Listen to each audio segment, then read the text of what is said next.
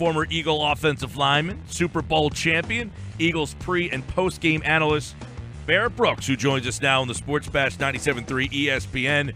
And Barrett, welcome back to the show, man. How you been?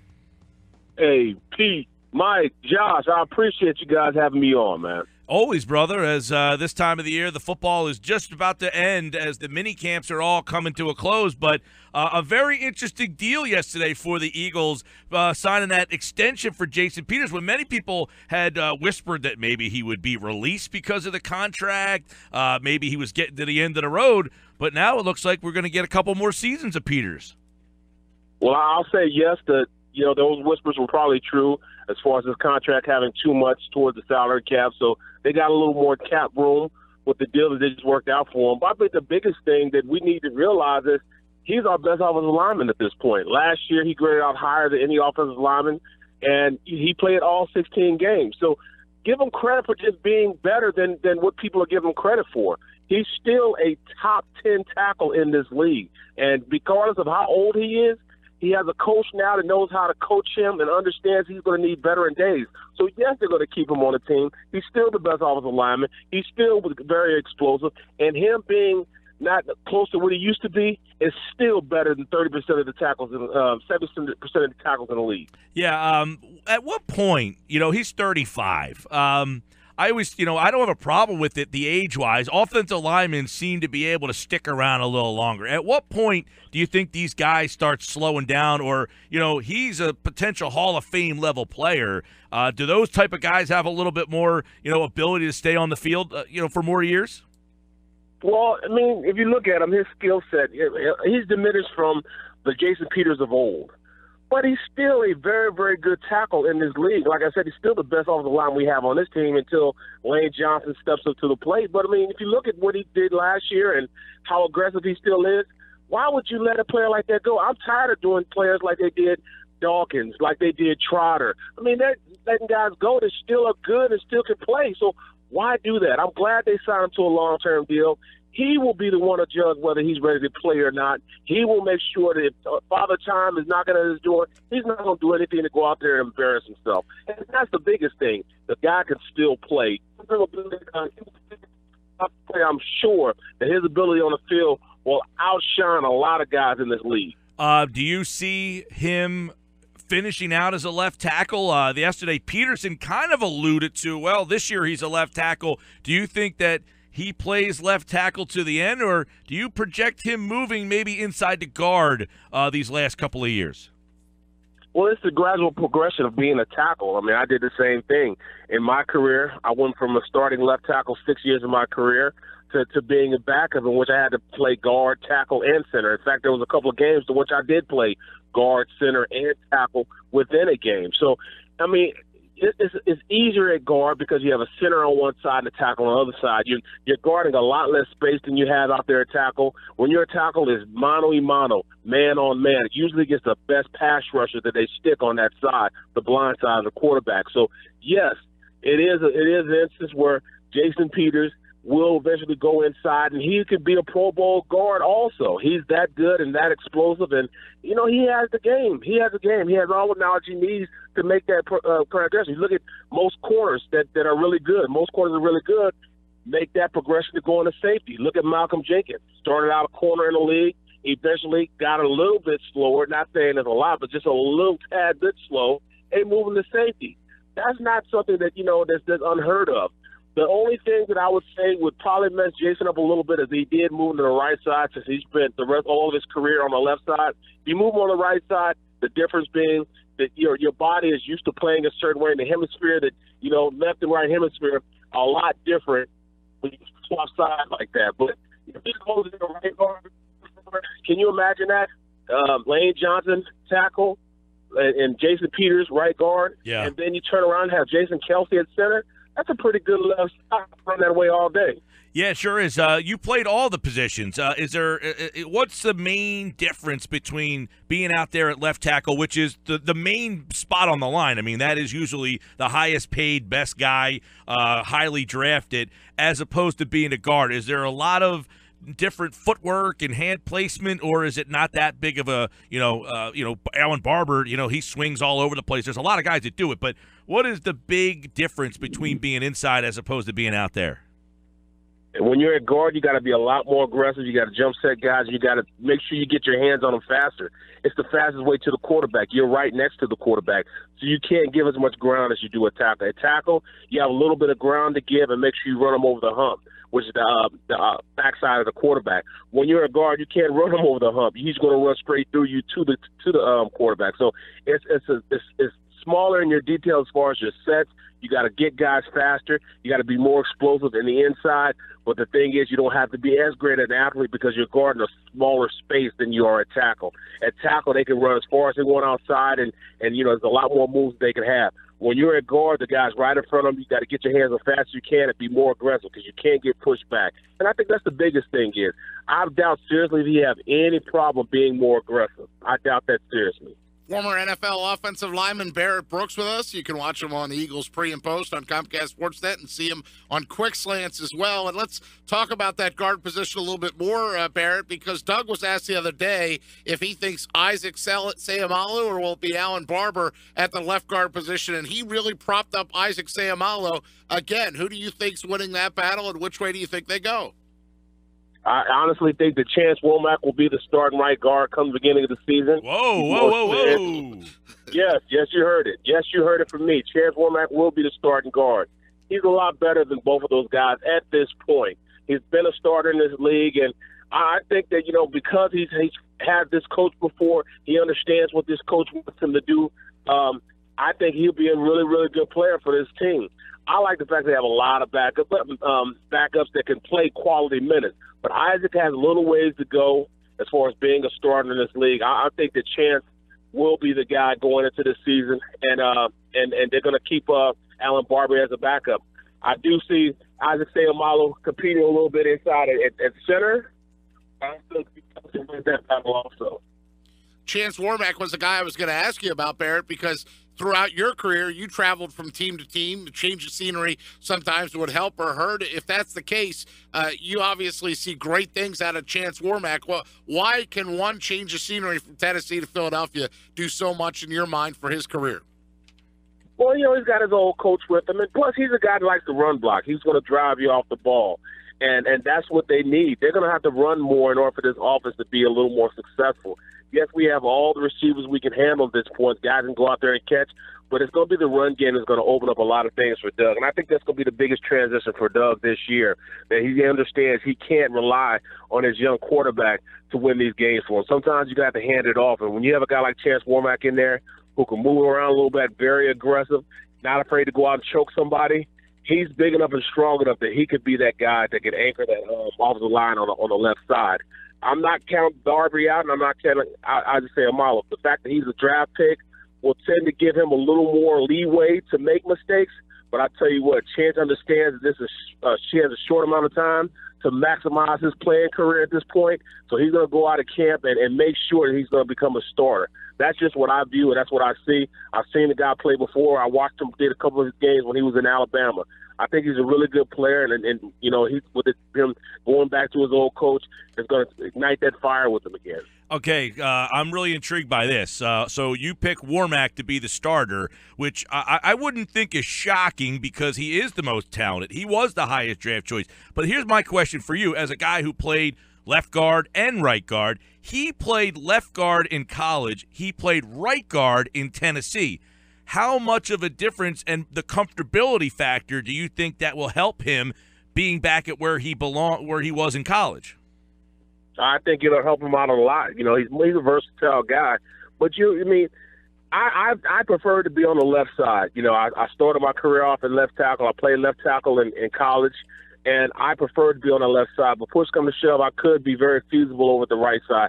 I think he's a better left guard than he is going anywhere else. And he's just going to get a chance to compete, and that's the biggest thing. There's going to be a lot of competition this camp. This is going to be a great camp to watch because guys are going out there competing. They understand the offense and the defenses now. They're 1 year more into Coach Peterson's way of thinking and his mentality. So I think a lot of things are going to change for the better for this team. Yeah, and you got, by the way, I think the Eagles, and Barrett, you could speak to this. Frank Reich said it last week. Our backup guards could start for a lot of teams. You got Alan Barber, Isaac Seumalo, don't forget Wiz, and Warmack. I mean, that is going Wiz to got be that extension. That's one of my things, too. He gets that extension. What are the plans for Wiz? Yeah, I mean, that's going to be a tremendous competition between those four guys. And even if someone wins, the guy who wins is going to be much better because of the other three guys. No question. Competition breeds excellence. And you have to go out there and establish yourself as a starter on this team now. It's going to be hard-pressed for a guy to walk in and think that his position is actually locked down. For the first time in a long time, this Eagles team has a really good offensive line. I was squawking about this maybe 2 months ago, that the Eagles may have the third best offensive line in the league. And everybody looked at me like I was crazy until everybody started looking at the numbers and looking at the guys they have on this line and potentially how good they could be. Watching them last year, those reps that these young guys got, Seumalo got, Big V got, really helped them out of learning the speed of the game. That can only make them better. Now you have reliable backups, and then they bring in a guy like Chance Warmack. And, there's a lot of guys in there that can really play right now, can start anywhere in the league. So when you have that much competition, it just breeds for guys going out there and playing excellent a lot more than you have guys that, all right, you're given this position. So, man, you just got to bring your hard hat and your lunch pail to work every day in order to win. And that's what these guys are going to do up front. Barrett, we talked about Seumalo a little bit, and, of course, it wasn't that long ago that we thought Jason Kelce might not be back on this football team. Does Seumalo push Kelce at that position a little bit, or are they married to Kelce starting? Well, you know what? I think they're going to push him a little bit, but I think Kelce's that crafty veteran. Kelce's a good player, and people don't understand and are selling him short on how good he is. He's a smart guy. He's a team leader. He understands how to run the offense. He's the second quarterback on this team. He was calling calls for the rookie quarterback, and people didn't, sell him short on that also. Kelce is a good player. He gained a little more weight. I think within this offense now that he understands what he needs to do, how he needs to double team a little better, it's only going to make him better as a player. And like I said, with that competition with Seumalo there, and you got Wisniewski sitting there breathing down his neck, it's only going to make him a better player. Yeah, let me ask you about Wiz, because I interjected a little when Mike and you were talking there a minute ago. I mean, they gave him that extension, but it never seemed like they gave him a ringing endorsement last year, so it was kind of a surprise that they extended his deal. How do you think they view him, and do they view him as a starter or just that veteran guy, a plug-and-play? He is a plug-and-play guy, and I think that, it's going to make him mad. He's going to be really wanting to be out there as a starter, but he understands on this team, it's going to be hard for him to find some time on the team. But there's a lot of injuries go out through the course of the year, and he'll find his time here and there. And when he gets in there, he's going to make sure he takes advantage of it. But I don't see him being a starter on this team. And, I think he sees the same thing. But I tell you what, he's going to go out there and fight like he wants to be, and it's only going to make everybody else fight just as hard. We're talking with Barrett Brooks, Eagles pre- and post-game live. And, of course, played for the Eagles on the offensive line, won a Super Bowl with the Pittsburgh Steelers. All right, you got this offensive line. They added LeGarrette Blount. How much do you see the running game improving this season? Well, I think Doug understands that he's going to have to do that. He knows that, without running the ball, you're going to put the ball in your second-year quarterback's hand a lot. He can't let him throw as much as he threw last year. Yes, he has the weapons now, but the run opens up the pass, and I think he realized that. That's why they went out and got LeGarrette Blount. What it is going to do is make him a lot more aggressive in his play calling. Now he's not going to be afraid to go from 3rd and 3, 3rd and 2s and running the ball with it. A guy that's going to, get his shoulder pads over his feet and go straight ahead. Only thing, you got an offensive line like that, why not use the big guys up front and open them holes up? This is a really good offensive line that can open up holes this year, so he's going to have to take advantage of it. He has two backs right now that are scat backs and Sproles and Pumphrey, and the multiple sets that they can use with them. You can go 21 personnel. That's two backs, one tight end. You bring that out on the field. Usually teams bring out a little linebacker in their base front. Well, with that, you could put one of those guys out of receiver and play him at receiver. So now your defense is at a disadvantage. Now you have a linebacker on a much smaller, much more explosive guy that's a running back and can play receivers. Those are a lot of different, a lot of different ways in which they could use these guys in the backfield. I thought they were going to do a lot more last year, but they definitely have guys now that they can use in the passing game and the run game. And if you bring you bring a safety back out there or a corner out there to cover one of these guys, now you pound them up the middle because now you have one less linebacker to stop the run. So you can use either one of them interchangeably and running the ball downhill. I see both of them that can run in between the tackles, and that's what they're most comfortable at. Everybody thinks Sproles wants to run outside, Puppets wants to run outside. They're just as good as running draw plays and ISO plays up the middle of the field, especially when you have 6 people in the box, and especially with that offensive line playing as well as they're going to play this year. Hey, how much added pressure do you think there is or should be on Carson Wentz? I mean, they added 2 wideouts. The offensive line's pretty good. They got a running back to add to the running game. Do you feel that there is, some pressure on Carson? Like, hey, Carson, we did the necessary things this offseason. This season's on you, man. And that's exactly what it is. I mean, we're talking about the second pick of last year's draft. Yeah. Played a whole season last year. The baby game's over with. Take the training wheels off. Now he's going to have to go out there and show that he is a good quarterback. They built this team around Carson Wentz. The GM, Howie Roseman, said, look, we're going to get you whatever you need. Now you need to perform. And I think the kid is ready. I think he wants to go out there. Everybody talk about him having a couple, overthrown balls. He did that last year. He'll eventually settle down. And is he really the guy that we, jumped up to the second pick in the draft to get? Is he that franchise guy that we've been looking for since Donovan McNabb? We'll see this year. It's a lot of pressure on this young guy, but he's one of the few guys I see can handle that pressure. I just hope that his abilities and what we saw in him at the first 4 games last year is what we'll see for the rest of the season. Barrett Brooks with us. Barrett, have you been over to OTAs or over to these mandatory mini camps so far? Have you been able to see these guys with your eyeballs? Of course, man. And everybody looks good playing two-hand touch out there with no pads on, I mean, you got defensive linemen swimming guys, and, you can't really punch them. You can't put a shoulder in there. You can't put a helmet on them anywhere. So, of course, the defense is going to look a lot more advanced, and it's hard to block a defensive lineman when they're going full speed and you don't have any pads on.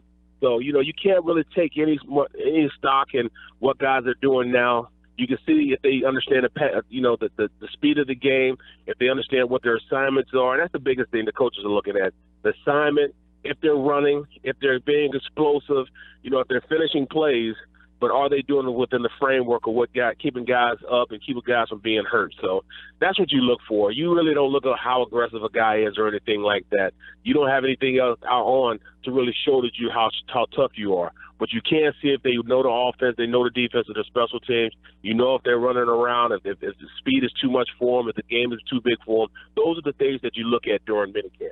BB, I can remember it like yesterday, the first time that I was there in person, and I saw Darren Sproles. I think he was standing next to Chris McPherson, who works for PhiladelphiaEagles.com, and Chris is like 6'1", and Darren, it looked like Chris had brought his son to practice. That's how small and vertically challenged Darren Sproles was. So with that in mind, what did it look like to you when you saw Donnell Pumphrey for the first time? Well, I tell you what, him and Sproles were standing next to each other, and Pumphrey's a little taller than he is, but he looked like he was a little skinny. And you look at Sproles a little thick. Sproles looks like he's just a muscle. He's almost perfectly round as far as being a muscle, man. He's just as wide as he is tall, and you can see how stocky he is. But man, he's just like a joystick, man. Both of them like joysticks, man. They fly. And I think Pumphrey this year we won't see much out of him because there's not enough balls on the team to get it around. With Jeffrey and Smith and all those guys, Sproles and handing the ball off to whoever else they have at running back. So he won't get a lot of reps, and he'll just virtually learn the game, put a little more meat on him. 3 hots in a cot. When you're making money, man, it's going to put a little weight on you, bro. So I'm anxious to see that. When you played, did you ever block for a guy like that was vertically challenged but unbelievable and hard for the defense to find or hit? You know what? I mean, the smallest guy that I really played for that was so explosive was Charlie Garner. He was a small guy. He wasn't even 6 foot. But I tell you what, you give him just a hairline of a crease to get through, and he might take it 60 yards. So He's one of the most explosive, fast guys that was little that I played with. He never looked like he was a running back. He almost looked like he was a basketball player. Him and AI kind of had the same build. But I tell you what, he was explosive, man. He's the shortest guy that wore a size 13 I ever seen. That's a big foot for a running back, man. Size 13 exactly. shoe? Unreal. All Yes, right. Barrett Brooks, of course, won a Super Bowl. He was blocking for Jerome Bettis. At that time, not quite a small man, and of course played for the Philadelphia Eagles, and now you can see him as part of the Eagles pre- and post-game show on Comcast Sportsnet Philadelphia, and he joined us here on the Sports Bash 97.3 ESPN. Thanks, pal. We'll talk soon. Appreciate it, guys. Have a good one.